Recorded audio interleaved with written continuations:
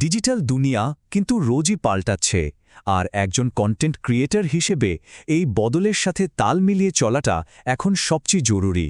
আজকের এই বিশ্লেষণে আমরা ঠিক এটাই দেখব 2026 সালের জন্য একটা কমপ্লিট স্ট্র্যাটেজিক গাইড, যা আপনাকে এই নতুন সময়ে পথ চলতে সাহায্য করবে। এটাই কিন্তু আসল প্রশ্ন, তাই না?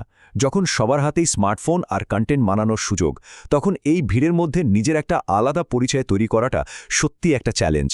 তো আমাদের আজকের এই প্লেবুক ঠিক এই সমস্যারই সমাধান দেবে। চলুন এক ঝলকে দেখে নিই আমরা কি বিষয় নিয়ে কথা বলবো। প্রথমে আমরা বোঝার চেষ্টা করব চারপাশের প্রেক্ষাপটটা কিভাবে বদলছে। এরপর আমরা 2026 সালের জন্য নতুন প্লেবুক বা কৌশলটা কি হবে তা জানব। তারপর দেখব কি টুলস আমাদের কাজে লাগবে, আর সবশেষে সাফল্যের আসল মানেটা যে শুধু ফলোয়ারের সংখ্যা নয় সেটাও বোঝার চেষ্টা করব। আচ্ছা, তাহলে চলুন একদম প্রথম অংশে চলে যাই। দেখুন, কন্টেন্ট বানানোর পুরনো নিয়মকানুনগুলো এখন আর আগের মতো খাটছে না। একটা নতুন বাস্তবতা আমাদের সামনে এসে দাঁড়িয়েছে, আর সেটাকে আমাদের মেনে নিতেই হবে। এই স্লাইডটা দেখলেই কিন্তু পুরো ব্যাপারটা পরিষ্কার হয়ে যায়। একটা সময় ছিল যখন সবাই একদম পারফেক্ট ঝকঝকে কন্টেন্টের পেছনে ছুটত, কিন্তু এখন মানুষ চায় বাস্তবতা, অথেন্টিসিটি। আগে সবাই চাইতো লক্ষ লক্ষ দর্শক, কিন্তু এখন একটা ছোট নিবেদিত কমিউনিটির মূল্য তার চেয়ে অনেক বেশি। আর ইনফ্লুয়েন্সার শব্দটার বদলে এখন ক্রিয়েটর শব্দটা বেশি গুরুত্ব পাচ্ছে, কারণ মানুষ এখন শুধু প্রভাব নয়, আসল সৃজনশীলতা দেখতে চায়। কিন্তু প্রশ্ন হলো, এই বদলটা আসছে কেন? আসলে এর কারণটা খুব সোজা। দর্শকরা এখন অনেক স্মার্ট। কোনটা আসল আর কোনটা বিজ্ঞাপনের জন্য বানানো সেটা তারা সহজেই ধরে ফেলে। একটার পর একটা ট্রেন্ড ফলো করতে করতে তারা ক্লান্ত, এবং তারা এমন কন্টেন্ট চায় যা তাদের জীবনের সাথে সত্যি সত্যি কোনো সংযোগ তৈরি করতে পারে। তাহলে এই নতুন সময়ে, এই নতুন বাস্তবতায় সফল হতে গেলে আমাদের কি করতে হবে? চলুন এবার প্লেবুকের একেবারে হার্টে ঢুকে পড়া যাক, যেখানে আমরা সেই নতুন স্ট্র্যাটেজিগুলো নিয়ে কথা বলবো যা আপনাকে এগিয়ে রাখবে। মজার ব্যাপার হলো, লং ফর্ম কন্টেন্ট আবার দারুণভাবে ফিরে আসছে, কারণ একটা গভীর তথ্যবহুল ভিডিও বা ব্লগ পোস্ট দর্শকের মনে বিশ্বাস তৈরি করে, একটা সম্পর্ক তৈরি করে। আর অ্যালগোরিদম থেকে শুরু করে ব্র্যান্ডগুলো সবাই এখন এই গভীর সম্পর্কটাকেই অনেক বেশি মূল্য দেয়। এটাই হলো পিলার কন্টেন্টের আসল জাদু। এই স্লাইডটা কিন্তু দারুণভাবে দেখাচ্ছে যে কিভাবে একটা বড় কাজ দিয়েই আপনি পুরো মাসের কন্টেন্ট প্ল্যান করে ফেলতে পারেন। মানে আপনি একটা লম্বা বিস্তারিত ভিডিও বানালেন, তারপর সেটাকে স্মার্টলি ভেঙে ছোট ছোট ক্লিপ, ক্যারোসেল বা পোস্ট তৈরি করে বিভিন্ন প্ল্যাটফর্মে ছড়িয়ে দিলেন। এতে আপনার সময়ও বাঁচল, আমার কন্টেন্টের ভ্যারাইটিও থাকল। এবার আসা যাক এআই বা আর্টিফিশিয়াল ইন্টেলিজেন্সের কথায়। দেখুন, এআই নিঃসন্দেহে একটা অসাধারণ টুল, কিন্তু মনে রাখতে হবে এআই আপনার সহকারী, আপনার বিকল্প নয়।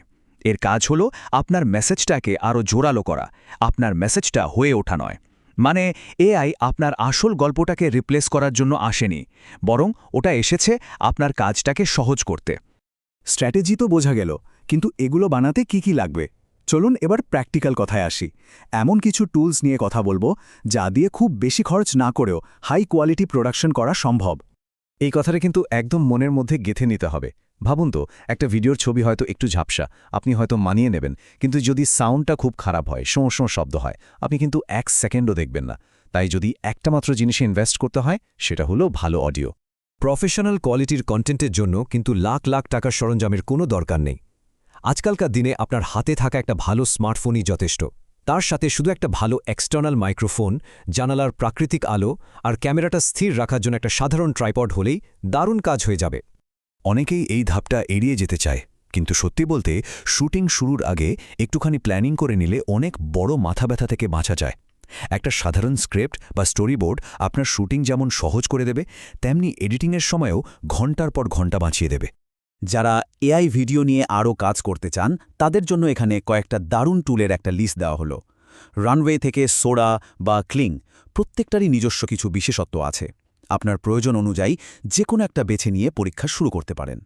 এত সব কিছুর পর আসুন শেষ এবং সবচেয়ে জরুরি বিষয়টায় আসি। একজন ক্রিয়েটর হিসেবে আমাদের আসল লক্ষ্যটা কি? 2026 সালে এসে সাফল্যের সংজ্ঞাটা কিন্তু আর আগের মতো নেই। এটা শুধু ফলোয়ারের সংখ্যা দিয়ে মাপা যায় না। আসল কথাটা হলো কোয়ালিটি, কোয়ান্টিটি নয়। আপনার যদি 100 জন এমন ফলোয়ার থাকে যারা আপনার প্রতিটি কন্টেন্টের জন্য অপেক্ষা করে, আপনার সাথে আলোচনা করে, তাহলে সেটাই লক্ষ লক্ষ নিষ্ক্রিয় ফলোয়ারের চেয়ে অনেক বেশি মূল্যবান। ব্র্যান্ডগুলো এখন এই এঙ্গেজমেন্টটাকেই খোঁজে। আর এই সুযোগটা যে কত বড় তা এই সংখ্যাটা দেখলেই বোঝা যায়। ধারণা করা হচ্ছে ক্রিয়েটর ইকোনমি খুব শীঘ্রই $40 বিলিয়ন ছাড়িয়ে যাবে।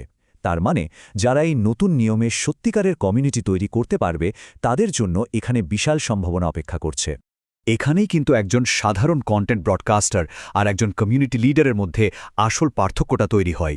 লিডার শুধু কন্টেন্ট দিয়েই থেমে যান না, তিনি তার কমিউনিটির কথা শোনেন, তাদের সাথে সংযোগ স্থাপন করেন এবং সবার জন্য একটা আপন জায়গা তৈরি করেন। আর দীর্ঘমেয়াদী সাফল্যের চাবিকাঠি এটাই।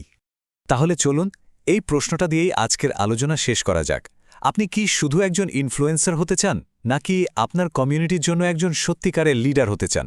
এই একটা প্রশ্নেই কিন্তু ভবিষ্যতের পুরো পথটা ঠিক করে দিতে পারে। সিদ্ধান্তটা এখন আমাদের সবার।